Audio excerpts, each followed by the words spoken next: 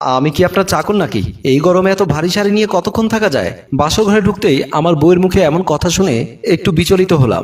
মাথার পাগড়িটা খুলে আমি বউয়ের দিকে অপলক দৃষ্টিতে তাকিয়ে রইলাম। বউ আবারও বলল, ঘড়িতে তাকিয়ে দেখুন তো কয়টা বাজে। বউয়ের এমন সাহসী প্রশ্নে কিছুটা থমকে গেলাম। তখন ঘড়িতে তাকিয়ে দেখি রাত 1:30। আমি খাটের পাশে এসে বউকে বললাম, আমার এখন বিয়ে করার কোনো ইচ্ছে ছিল না। আমার বাবা মায়ের পছন্দতেই তোমাকে বিয়ে করেছি। তবে আমার কারোর সাথে কোনো সম্পর্ক নেই, কিন্তু আমি বিয়ের জন্য মানসিকভাবে প্রস্তুত ছিলাম না। তাই আমি এখন চাইলেও এত সহজে তোমাকে বউ হিসেবে মানতে বা বউয়ের অধিকার দিতে পারবো না। আমার এতগুলো কথা শোনা মাত্রই বউ খাট থেকে নিচে নেমে আমার পাঞ্জাবির কলারটা চেপে ধরে বলল, আমাকে কি খেলার পুতুল মনে হয় নাকি? পছন্দ হয়নি, বিয়ে করতে চাননি, এটা আগে বলতে পারলেন না? নিজের মায়ের মন রক্ষা করতে আমার সব আশা স্বপ্নকে কেন বলিদান দিতে হবে? বিয়ে করার ইচ্ছে নেই, এটা আমাকে আগে বললেই পারতেন। তবে আমি আমার পক্ষ থেকে বিয়ে ভেঙে দিতাম। মায়ের প্রতি ভণ্ড ভক্তি শ্রদ্ধা দেখাতে গিয়ে আমার জীবনটা কেন এভাবে নষ্ট করে দিলেন? আমি তো আপনার কোনো ক্ষতি করিনি। এখন আমি যেভাবে বলবো সেভাবেই সব হবে। আচ্ছা, যা হবার তা তো হয়ে গেছে, দিতে হবে না আপনাকে বউয়ের অধিকার। যান, নিচে গিয়ে ঘুমান, একদম খাটে ঘুমাতে পারবেন না। বলেই বিছানা থেকে একটা বালিশ নিয়ে আমার হাতে ধরিয়ে দিল এবং সে বিছানায় গিয়ে শুয়ে পড়ল। তারপর আমি বাধ্য ছেলের মতো ফ্লোরে শুয়ে পড়লাম আর মনে মনে ভাবতে লাগলাম, কেমন গুন্ডি মেয়ে রে বাবা, জীবনেও এমন মেয়ে দেখিনি। মনে তো হচ্ছে জীবন পুরোই তেজপাতা করে ছাড়বে। ফ্লোরে ঘুমিয়ে আসছে না, কখনো ফ্লোরে ঘুমায়নি, কিন্তু আজকে নিজের অমতে বিয়ে করার কারণে ফ্লোরে ঘুমাতে হচ্ছে।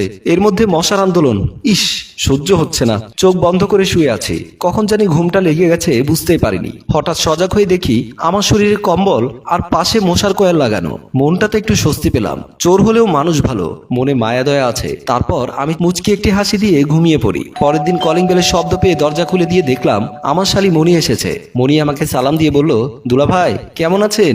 মিম আপু কই? আমি হেসে বললাম, আসো ভেতরে আসো, তোমার আপু মনে হয় মায়ের সাথে গল্প করছে।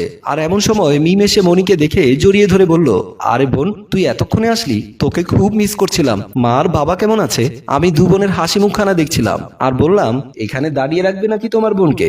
ভেতরে নিয়ে কিছু খেতে দাও। তারপর তারা দুজনে হেসে কথা বলতে বলতে রুমের দিকে চলে যায়। খাবার টেবিলে সবাই বসে আছে। মা বলল, কিরে বৌমা, শুভ কই? ও কি খেতে আসবে না নাকি আমরা সবাই ওর জন্য বসে থাকবো? ছোট ভাই আমজাদ বলল, আহা মা, ভাবি কি করবে এতে? ভাবি তো ওর সম্পর্কে এখনো জানে না।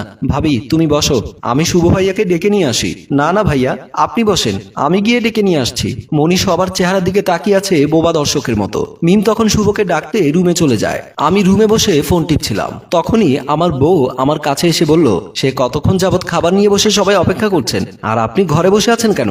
এখনই চলুন, খাবার খেয়ে এসে তারপর আমার সতীনকে সময় দিয়েন। আমি বিচলিত হয়ে বললাম, সতীন? সতীনটাকে কেন?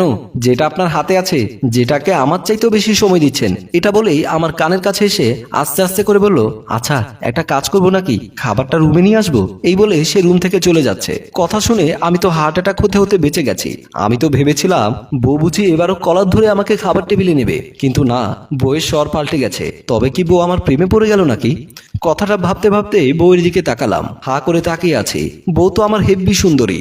রাতে তো ভাবছিলাম হিটলার নি, এখন দেখি না মায়াময়ী। এইবার যে আমি বউয়ের প্রেমে পড়ে গেলাম। নিজে নিজেকে বললাম, শুভ, মনে হয় তুই তোর হিটলার নি বউয়ের প্রেমে পড়ে গেছিস।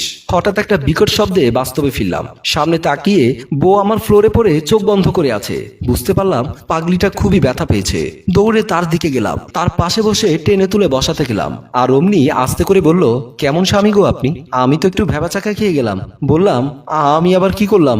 আমি মাটিতে পড়ে আছি, কই কোলে করে নিয়ে বিছানায় শোয়াবেন, তা না করে আমার হাত ধরে টানছেন। আমি সাথে সাথে বউকে কোলে করে নিয়ে বিছানার কাছে নিয়ে গিয়ে শুয়ে দিলাম। আমি উঠতে চাইতে সে আমার হাতটি শক্ত করে ধরে বলল, ইচ্ছে করে এভাবেই ধরে রাখি সারাটা জীবন, কিন্তু আপনি তো আমাকে পছন্দই করেন না। কথা শেষ করে মিম দীর্ঘশ্বাস ছাড়লো। আমার বুকের ভেতরটাও দুমড়ে মুচড়ে গেল। আমারও তখন খুব বলতে ইচ্ছা হচ্ছিল।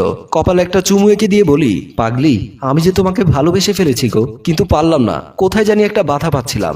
এই সুযোগে মিম আমাকে ঠেলে বিছানায় ফেলে দিয়ে দৌড়ে পালালো। আমি শুধু ওর চলে যাওয়ার পানে তাকিয়ে রইলাম। পরক্ষণে খেয়াল হলো ও তো ব্যথা পেয়েছে, যার কারণে কোলে করে উঠাতে হলো। বুঝতে আর বাকি রইল না, এইবারও আমাকে বোকা বানানো হয়েছে।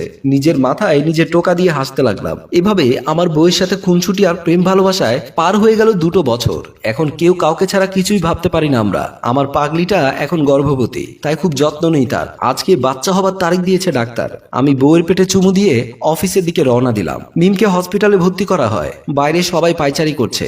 আমিও মায়ের ফোন পেয়ে ছুটে আসলাম হসপিটালে। মা আমাকে দেখে আমার বাবুটাকে কোলে দিয়ে বলল, বাবারে তোর ঘর আলো করে এসেছে এক ছোট্ট রাজকন্যা, আমরা নাতনি পেলাম।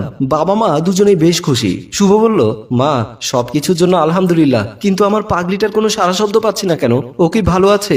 মা চুপ করে আছে। আজাদ বলল, ভাবি ভেতরে শুয়ে আছে। আমি আর কিছু না বলে বেবিটাকে আমার মাকে দিয়ে হাসপাতালের রুমের দিকে ছুটে যায়। হাসপাতালের বেডের কাছে গিয়ে দেখি সে চোখ বন্ধ করে আছে।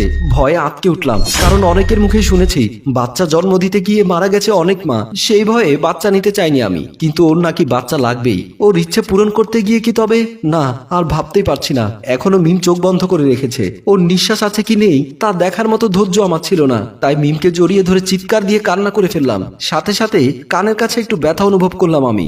পরে দেখি মিম আমার আস্তে করে কানে কামড় দিয়ে বলল, কি ভেবেছিলে তোমাকে একা রেখেই চলে যাব? আরে না গো, আমি চলে গেলে তোমাকে জ্বালাবে কে? আমিও তখন মিমকে বুকে শক্ত করে জড়িয়ে ধরে রাখলাম আর বললাম, বড্ড ভালোবাসি রে পাগলি, তোকে ছাড়বো না কখনো। সম্মানিত ভিউয়ার্স, একটা নারী চাইলে সবকিছু করতে পারে। সে একটা পুরুষকে খারাপও করতে পারে, ভালোও করতে পারে। প্রত্যেক বউয়ের মনে যাতে এরকম ভালোবাসা জেগে থাকে তার স্বামীর জন্য। স্বামীরা যেন দায়িত্ববান হয় বউয়ের প্রতি। গল্পটি ভালো লাগলে লাইক, কমেন্ট এবং শেয়ার করুন।